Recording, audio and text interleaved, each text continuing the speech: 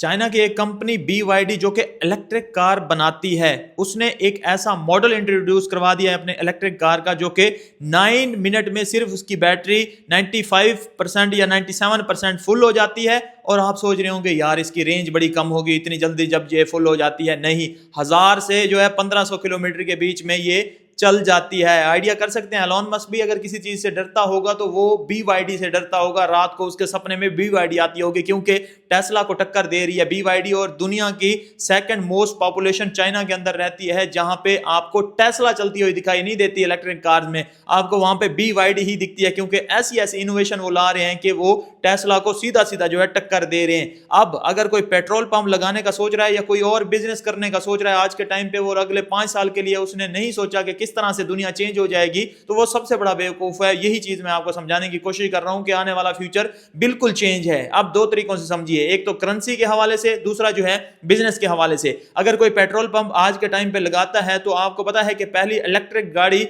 1832-1840 में जो है इन्वेंट की गई थी। उसके बाद जो है उसको रोक दिया गया, उसके बाद उस पर कोई काम नहीं वर्क नहीं किया गया क्योंकि उसको रोकना ही था, दबाना ही था। और जो पेट्रोल से चलने वाली गाड़ियां थी, अपना पेट्रोल बेचना था, जिन जिन कंट्रीज के पास था वो अब उन्होंने बेच लिया है। और इलेक्ट्रिक कार का अब जो है दौर स्टार्ट हो गया है क्योंकि ग्लोबल वार्मिंग से भी बचाता है और एनवायरनमेंट को भी अच्छा करता है। अब आने वाले वक्त में जो है चार्जिंग पॉइंट का बिजनेस सबसे अच्छा चलेगा, सोलर का बिजनेस जो है सबसे अच्छा चलेगा। मोटरवेज के ऊपर हो गया या रोड के ऊपर जहां पे पेट्रोल पंप आपको नजर आते हैं, वहां पे एक छोटा सा चार्जिंग पॉइंट आपको नजर आएगा और वो उतना ही कमा रहे होंगे जितना जो है आज के टाइम पे पेट्रोल पंप कमा रहे हैं। लेकिन आप अभी भी सोच रहे होंगे पेट्रोल पंप क्या बिल्कुल खत्म हो जाएंगे? नहीं, बिल्कुल खत्म नहीं होंगे, साथ साथ चलेंगे, लेकिन ऑलमोस्ट जो है इनकी जो रिटर्न होंगे ना, वो चार्जिंग पॉइंट जो बिजनेस करेगा या जो मॉडर्न टेक्नोलॉजी के साथ चलेगा उससे जो है कम हो जाएंगे। ये आपको भी नजर आ रहा है, मुझे भी नजर आ रहा है कि इलेक्ट्रिक गाड़ी अभी महंगी है, इस वजह से कम जो है अडॉप्ट हुई है। जैसे जैसे इनकी प्राइसेस सस्ती होंगी, प्राइसेस कैसे सस्ती होंगी? जैसे सप्लाई ज्यादा आएगी। सप्लाई कब ज्यादा आएगी?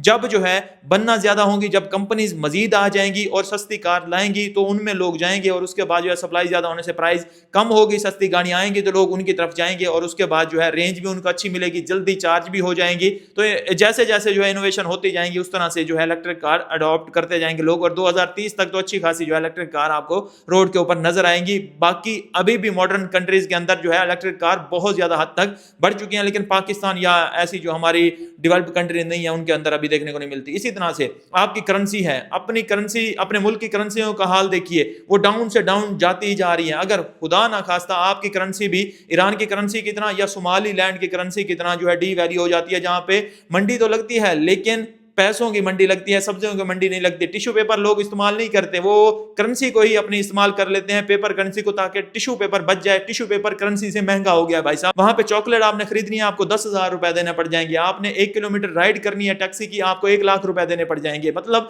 बोरियों में भर भर के नदी नालों में आपको वहां पे पैसा गिरता हुआ नजर आएगा। और किसी ने अगर गाड़ी खरीदनी है तो वहां पे ट्रक में पैसा भर के देना पड़ता है, इतनी डीवैल्यू हो चुकी है। कल आपके मुल्क की भी करेंसी का ये हाल अगर हो गया तो आप क्या करेंगे? फिर कहां उसको फेंकेंगे? क्या ही उसकी वैल्यू रह जाएगी। लेकिन अगर आपके पास बिटकॉइन जैसा जो इन्फ्लेशन से आपको बचाता है वैसा एसेट हुआ, या आपके पास गोल्ड हुआ, या आपके पास जो है कोई और एग्रीकल्चर लैंड हो गई या रियल एस्टेट में कोई भी चीज आपके पास होगी, तो वो इन्फ्लेशन से आपको बचाएगी। आप उसको अगर सेल करने जाएंगे तो आपको वही जो प्राइस उसकी इंक्रीज होगी वो आपको मिल सकती है। इसी वजह से मैं आपको कहता हूं कि किसी ना किसी जगह पे इन्वेस्ट करके रखें और अभी के लिए अपने मुल्क की करेंसी को प्यार करना छोड़ें और अपने आने वाले फ्यूचर का सोचें। अगले 5 साल के लिए जो प्रोफेसर जंग प्रेडिक्शन कर रहा है वो बड़ी खतरनाक है। एजेंडा 2030 बड़ा खतरनाक है। और अभी के लिए अगर आप बिजनेस कर रहे हैं तो उसका भी आप जो है इस तरह का मॉडल बनाएं कि अगले 5 साल में इसका क्या बनेगा। जाहिर बात है अगर आपने बिजनेस स्टार्ट किया है, अभी आप नौजवान हैं, तो उसको जो है आपने अपने फ्यूचर को सिक्योर करने के लिए किया है। तब आगे जाके वो बैठ जाए तो आगे जाके क्या करोगे भाई साहब 1-2 साल उससे कमाने के बाद?